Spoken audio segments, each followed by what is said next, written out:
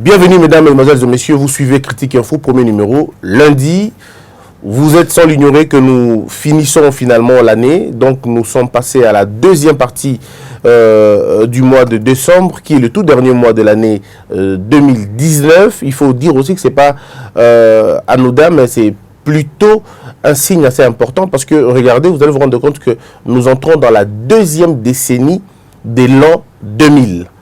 Ça va être 2020, en tout cas, c'est la deuxième décennie que Dieu nous donne la possibilité de tourner encore les 5, 7, 8 autres décennies qui vont venir. Mais je rappellerai que vous allez voir, les médias internationaux et les médias congolais vont faire un bilan des 10 ans, les bilans de la décennie.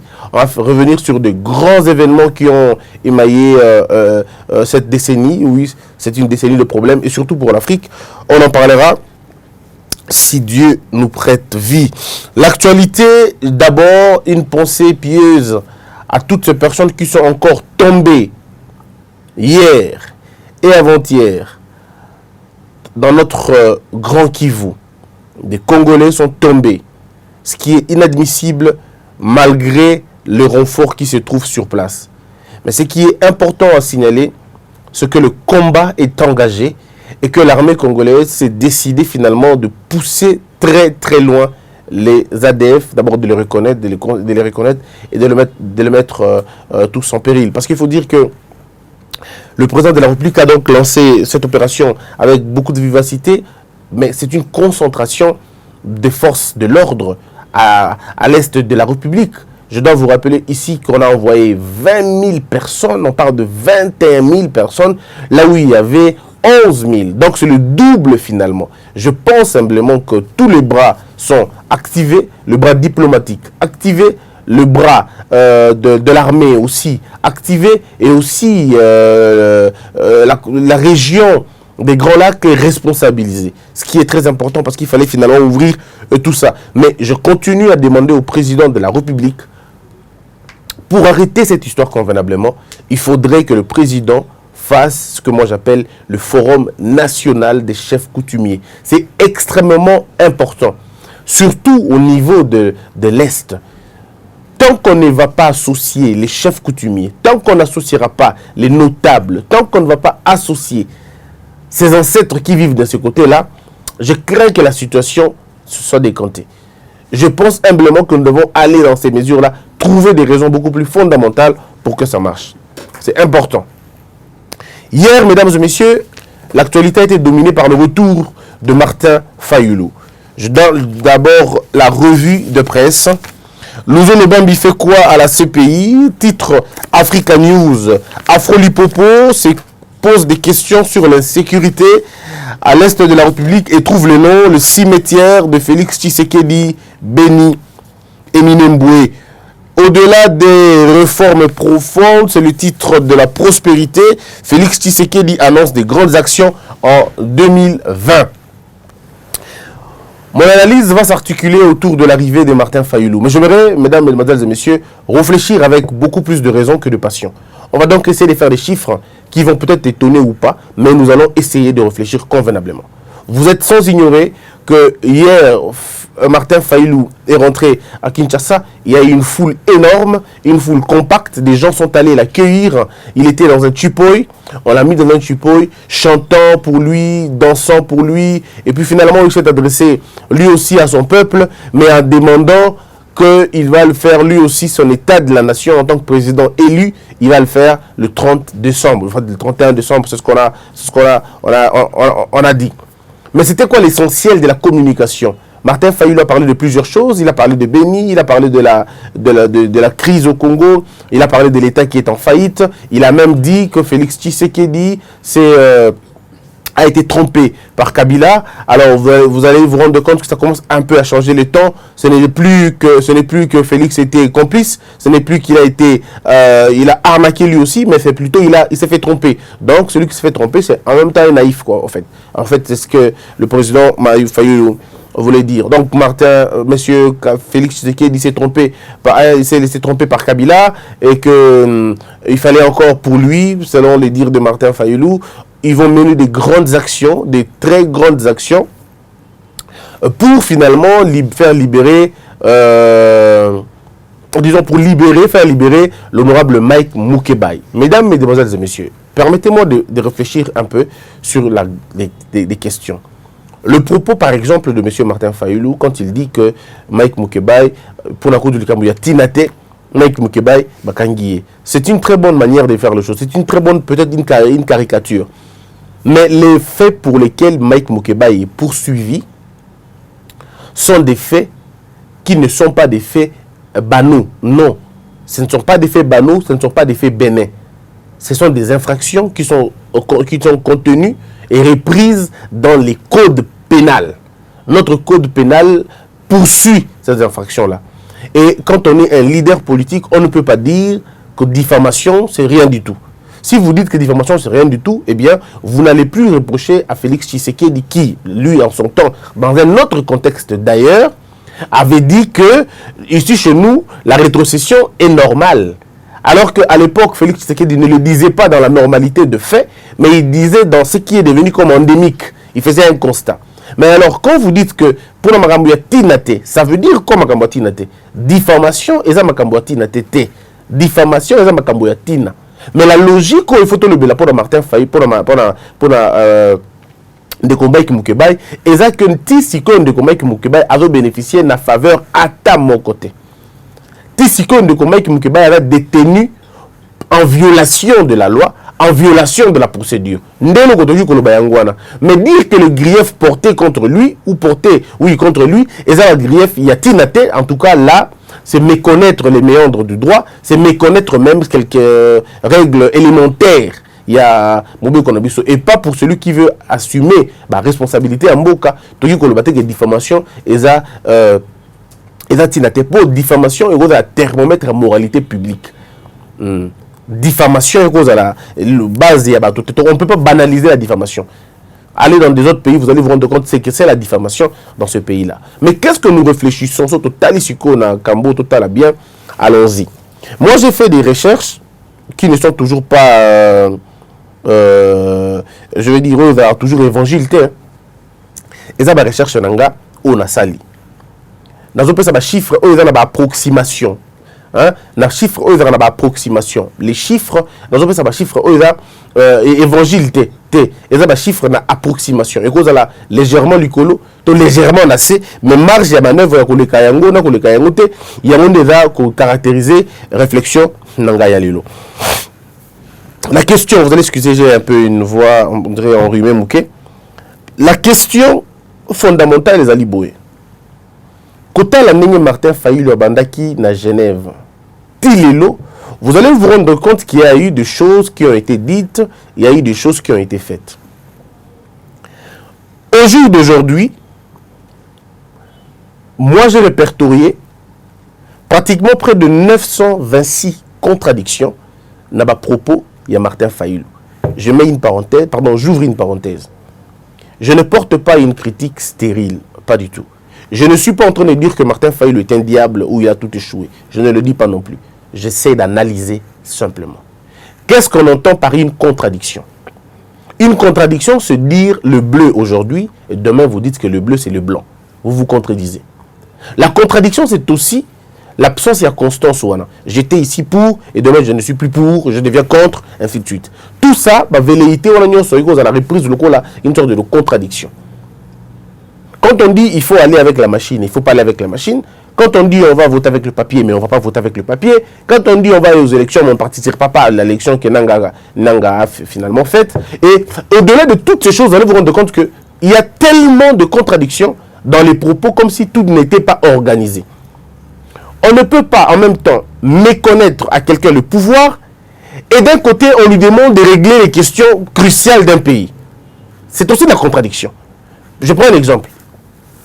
Je ne reconnais pas au président de la République la capacité de gouverner le pays. Ça veut dire de prendre des grandes décisions du pays.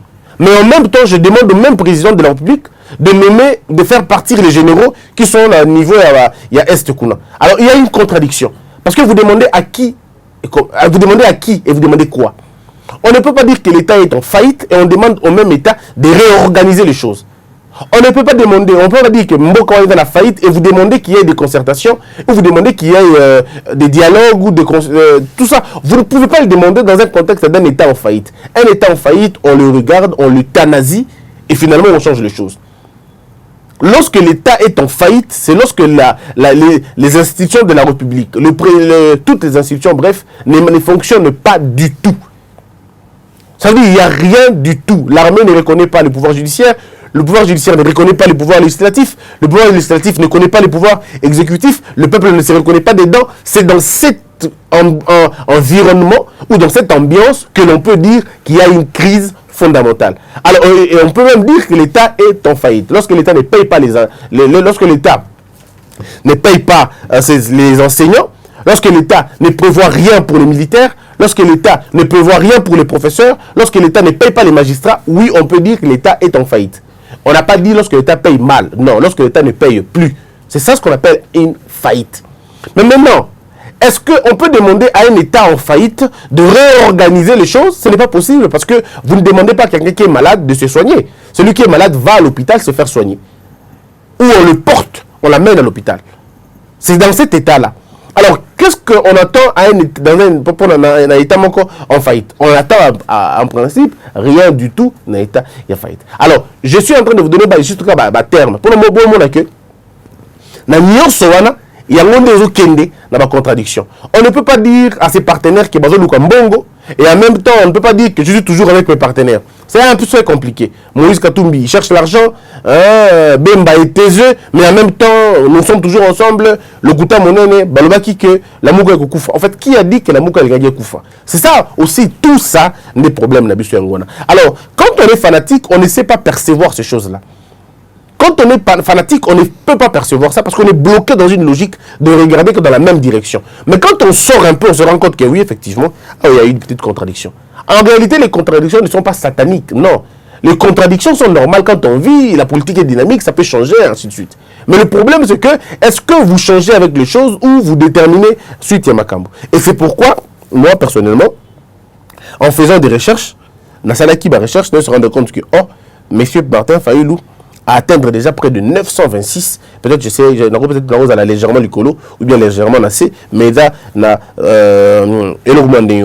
contradiction. Monsieur Fayoulou, depuis Tobandi Genève, Tilelo, a sali plus de 25 voyages.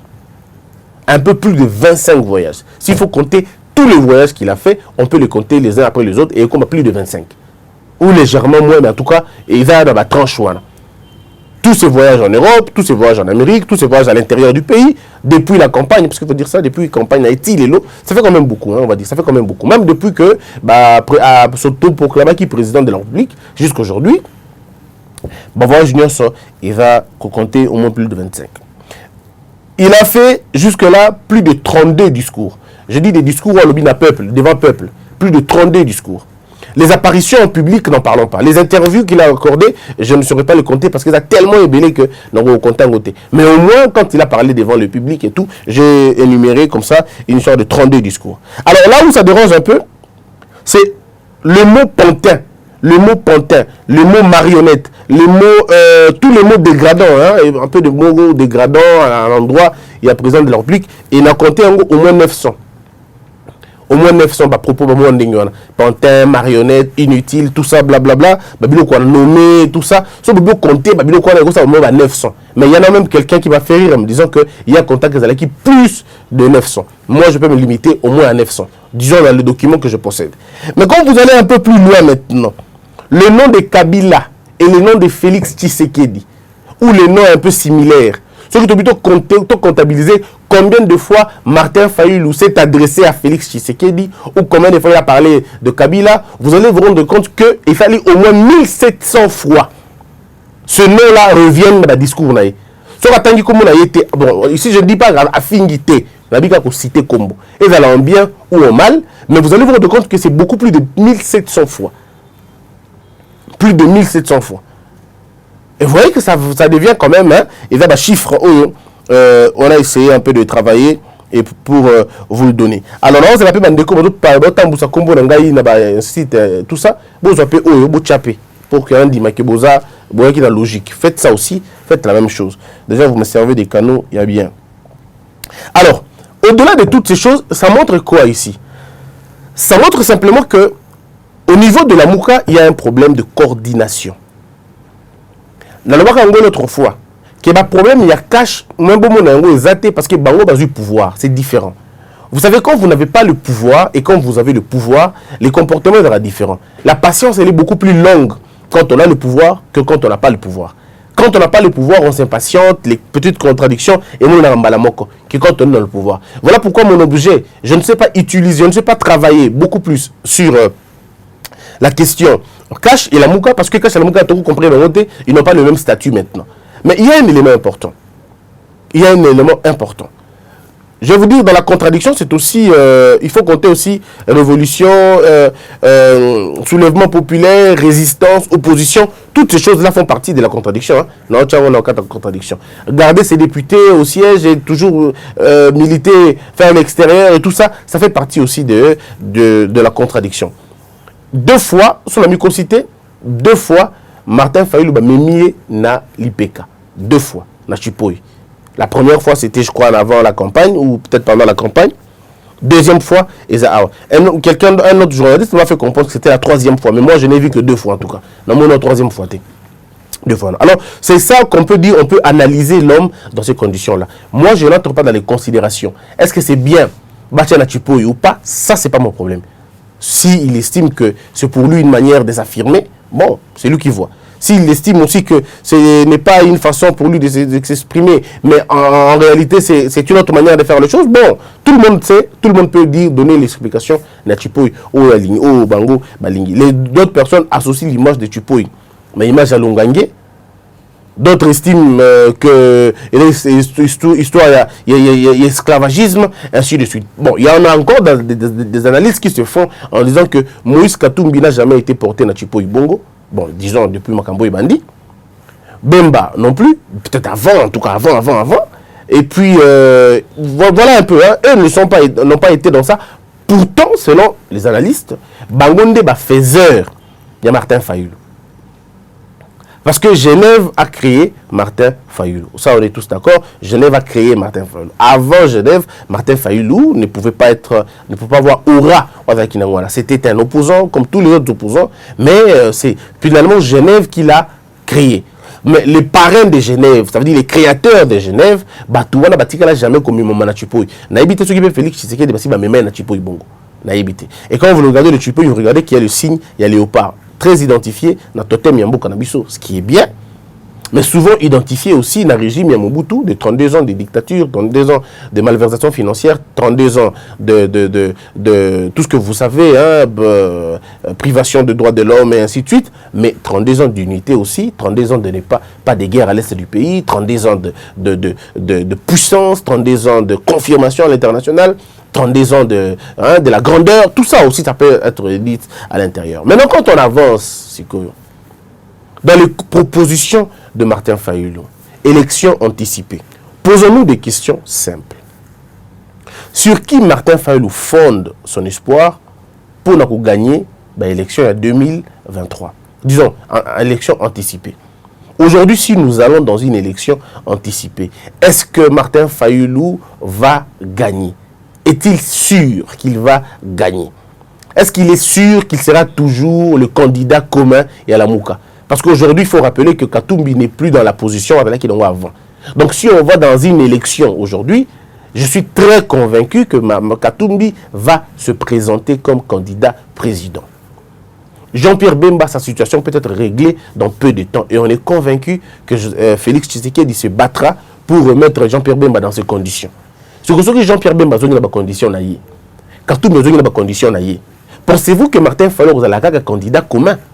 Est-ce qu'il n'y aura pas éclatement au niveau de la Mouka pour que Mouton qui est dans la position naïe? Mozito peut, oui, lui peut accepter de s'effacer au profit de Fayulu. Ça, c'est un peu beaucoup plus probable. Même si en politique, comme je le dis toujours, il n'y a pas de jamais, il n'y a pas de toujours. Alors, comment ça va se passer? Ce qui aujourd'hui, Martin Fayulu a sali élection directe na Katumbi, qui va l'emporter? Ce qui a sali, je veux dire, affront direct na Bemba. Pensez-vous que le peuple congolais votera pour Fayulu et pas pour Bemba? C'est la grande question qu'on se pose. Est-ce que Martin Fayulu a le moyen de faire le tour du Congo encore pour aller haranguer les foules? Quand on demande les élections anticipées, est-ce que Martin Fayulu peut faire ça seul? Je veux dire ici, sans Bemba, sans Katumbi. Expliquons les faits. Parce que les Congolais doivent comprendre une chose. Quand ils vont à Genève, Jean-Pierre Bemba a sa carte. La carte de Jean-Pierre Bemba, c'est Martin Fayulu. C'est clair. La carte de Katumbi, c'est Félix Tshisekedi. Pourquoi? Par reconnaissance du fait que Félix Tshisekedi, l'UDPS, on va dire ça comme ça, l'UDPS a blanchi Katumbi dans l'opinion. Grâce à l'UDPS, l'opposition de Katumbi a été reconnue. Et on a reconnu Katumbi, cette opposition-là. Ce qui n'a pas été facile pour Vital Kamerhe. Regardez, vous allez vous rendre compte que peu de gens seulement disaient le mal de Katumbi quand il était dans l'opposition, parce que Katumbi était porté par la plus grande plateforme politique qui était l'UDPS. C'est que la chance ou l'opportunité que Kamerhe n'a pas eue. Kamerhe, le malheur qu'il avait, c'est que le Sphinx lui-même doutait de son opposition. Et il ne se le cachait pas, il le disait. Tu ne peux pas venir à l'opposition demain et puis tu deviens aujourd'hui. Et même Félix Tshisekedi, il a dit une fois dans un de ses discours, en disant il faut demander à Martin Fayulu, à Vital Kamerhe de faire d'abord des preuves au sein de l'opposition. Cette contestation de Kamerhe n'a pas été la contestation de Katumbi. Parce que Félix Tshisekedi s'était battu pour faire accepter d'abord Katumbi auprès de son père. Et le fait que pour le père Étienne Tshisekedi, comme il n'avait pas dit un mot méchant sur Katumbi, ça ne pouvait pas aller contre Katumbi. Et du coup, la popularité de Katumbi pouvait prendre un élan beaucoup meilleur, on va dire. Souvenez-vous que la base de l'UDPS, certaines personnes même, accusaient Katumbi de vouloir acheter l'UDPS. Souvenez-vous. Donc c'est simplement pour dire que le candidat de la MOUC de Katumbi, c'était évidemment Félix Tshisekedi. Mais entre les deux maintenant, Katumbi et Bemba, il faut dire qu'il y avait des antécédents depuis très longtemps. Ils ne voient pas la politique de la même manière, déjà depuis très longtemps. Ils ne voient pas la politique de la même manière, même si les deux ont des sensibilités commerciales presque les mêmes. Ils sont tous deux d'abord hommes d'affaires. Katumbi a été un bras fort dans la rébellion de l'AFDEL parce qu'il a aidé Laurent Désiré Kabila beaucoup de fois, et les textes le disent. Vous pouvez lire Katumba Mouaké, qui le dit si bien dans son livre Ma part des vérités. Il le dit si bien, il établit les responsabilités de Katumbi dans cette sphère, parce qu'il répondait finalement à beaucoup de choses, et même Baba Kyungwaku Mwanza a répondu, n'est-ce pas, à la mère Mende, quand la mère Mende a dit que Katumbi c'était un fabriqué de Kabila, Baba Kyungu et bien d'autres Congolais ont fait comprendre à même un Européen, je crois, un député belge, il a fait comprendre à la mère Mende que la personne que vous appelez fabriqué, c'est plutôt lui qui était à la base. Il était là en train de fournir beaucoup de choses. Il a été à un degré quelconque, une sorte d'auteur de votre rébellion. Donc ce n'est pas un fabriqué. Alors vous voyez, donc les deux avaient leur position à eux. Et aujourd'hui, maintenant que Bemba et Fayulu sont un peu plus, on va dire, un peu plus loin, parce que rien n'empêche à Bemba de prendre part. C'est pourquoi vous allez voir une chose, remarquez, vous allez voir que dans aucun meeting de Fayulu, Bemba est présent en train de parler la même chose, le même langage. Pourquoi? De façon idéologique, Bemba refuse de se faire avaler dans la population. Bemba refuse cela. Même si on ne veut pas le dire, mais c'est comme ça que ça se passe. Bemba refuse de se faire avaler par Fayulu. Il ne veut pas. Fayulu peut être le plus grand pour tout le monde, mais pas pour lui, Jean-Pierre Bemba. De la même façon avec Katumbi. C'est pourquoi vous allez voir que les deux, Bemba et Katumbi, qui étaient des grands piliers de Genève, il faut ajouter aussi Félix Tshisekedi. Ils étaient trois grands piliers. Après le 3 directement, on prenait Vital Kamerhe qui avait fait quand même assez longtemps, un temps record, mais qui avait des moyens, qui avait la visibilité que Fayulu n'avait pas. Mais en termes de position, Fayulu était beaucoup plus radical que Kamerhe. Mais en termes de moyens et de visibilité, Kamerhe était beaucoup plus connu pour son parcours dans l'exécutif et sa collaboration avec le PPRD que Fayulu. Et donc, vous allez voir, et Bemba et Katumbi, personne entre les deux n'a accepté d'être avalé par Fayulu. Non, personne entre les deux n'a accepté d'être avalé par Fayulu. Est-ce qu'ils vont commencer à le faire maintenant que l'horizon se présente assez bien? C'est de grandes questions. Alors donc, est-ce que Fayoulou ne se trompe-t-il pas? Est-ce que monsieur Fayoulou, pardon, monsieur le président Fayoulou, est-ce qu'il ne se trompe pas en demandant des élections anticipées? Est-ce qu'il pense qu'il va finalement prendre l'élection, il va remporter ces élections-là? Est-ce qu'il croit vraiment aujourd'hui que s'il va avec Félix Tshisekedi à bâton rompu, égal à égal, comment pense-t-il vaincre, gagner, remporter une élection dans ces conditions-là? S'il n'a pas le soutien de la Mouka, s'il n'a pas le soutien de, s'il n'a pas le soutien de Bemba et de Katumbi. Parce que je dois vous le dire aujourd'hui, sur une même balance, vous mettez Katumbi, vous mettez Félix Tshisekedi et Fayoulou, et vous demandez à Katumbi de choisir, rassurez-vous d'une seule chose, Katumbi choisira Félix Tshisekedi. C'est clair. Voilà pourquoi, ce que je dis, je ne l'invente pas, Katumbi a refusé de se battre contre Félix Tshisekedi de façon frontale. Il a refusé. Il a dit que c'était indigeste. Il était le premier à le dire. Il dit que c'était indigeste de se battre contre Fayoulou, Félix Tshisekedi. Mais il va faire une opposition exigeante. Ce sont les propos de Katumbi. Katumbi reçoit les Congolais. Il reçoit les amis, les opposants, les députés, et les journalistes à Lubumbashi. Il leur dit, en ces mots, Félix, c'est notre frère. Comment faire, c'est la question qu'il pose aux gens. Comment faire pour le dissocier de Kabila? Pendant que Katumbi le dit, Ambongo ne l'écoute pas. Ambongo n'est même pas encore au courant. Monseigneur Ambongo va dire exactement ce que nous disons depuis la nuit des temps. Comment fragiliser Kabila et permettre à Félix Tshisekedi de respirer. Monsieur Jean-Pierre Bemba, la même chose. Pour des raisons politiques, il attaque la gouvernance, mais il n'attaque pas Félix Tshisekedi directement. Il attaque la gouvernance, il attaque le système électoral, il attaque le système judiciaire, mais il n'attaque pas Félix Tshisekedi directement. Tenez, Jean-Pierre Bemba n'a parlé que plus de 4 fois de Félix Tshisekedi. Pas plus de 4 fois, je crois. Si c'est beaucoup, en tout cas, pas plus de 4 fois. Et dans des termes, on va dire, assez respectueux. Assez respectueux. Alors que pour Katumbi, après l'élection, Katumbi n'a tenu aucun propos discourtois à l'endroit de Félix Tshisekedi. Aucun, même pas un seul. Vous ne trouverez nulle part où Katumbi a été grossier, où il a été impoli, où il a été mal poli à l'égard de Félix Tshisekedi. Par contre, les poulains de Katumbi, comme monsieur, qu'on appelle Olivier Kamitatou, parfois il est dans ses propos, il tient parfois des propos assez durs, pas seulement contre Félix Tshisekedi, mais parfois contre Martin Fayoulou aussi. Mais je reconnais à cet homme cette capacité de choisir des mots, tout ça, il est très bon dans ça, mais on va dire que un peu si on va dans la logique, on va se rendre compte qu'il n'a pas été dans... les deux, Katumbi et Bemba, n'ont pas été dans l'affront. Et donc, ici, la compréhension, elle est beaucoup plus holistique. Il faut maintenant voir qu'est-ce que Fayoulou doit faire plus tard. Ce qui va fragiliser Martin Fayoulou, c'est aussi l'alliance qu'il a avec Mozito. Je dois vous le dire, mesdames et messieurs, c'est la même nature d'alliance entre le FCC-Cash et la Mouka et Mozito. C'est la même chose. Mes frères, je vous dis que c'est la même chose, il n'y a pas de différence. On ne peut pas reprocher à Fachi d'être proche de Kabila et on tolère l'alliance de Fayoulou et Mozito. On ne peut pas. C'est pas possible. Parce que les deux, Kabila et Mozito, sont pratiquement la même chose. Regardez. Monsieur Mozito prend une décision de chasser Monsieur Edmond Izuba et Monsieur Freddy Chiyoyo avec une décision fondamentale, une décision, je veux dire, désobligeante, que les deux personnes ne peuvent pas mettre le pied dans l'enceinte de l'entreprise. Pourtant, ces gens-là sont les membres des syndicats de l'entreprise. Donc, vous interdisez aux syndicalistes d'entrer dans leurs droits, mais en même temps, vous garantissez au peuple congolais que vous allez vous battre pour leurs droits. C'est contradictoire, je ne sais pas ce que ça veut vraiment dire.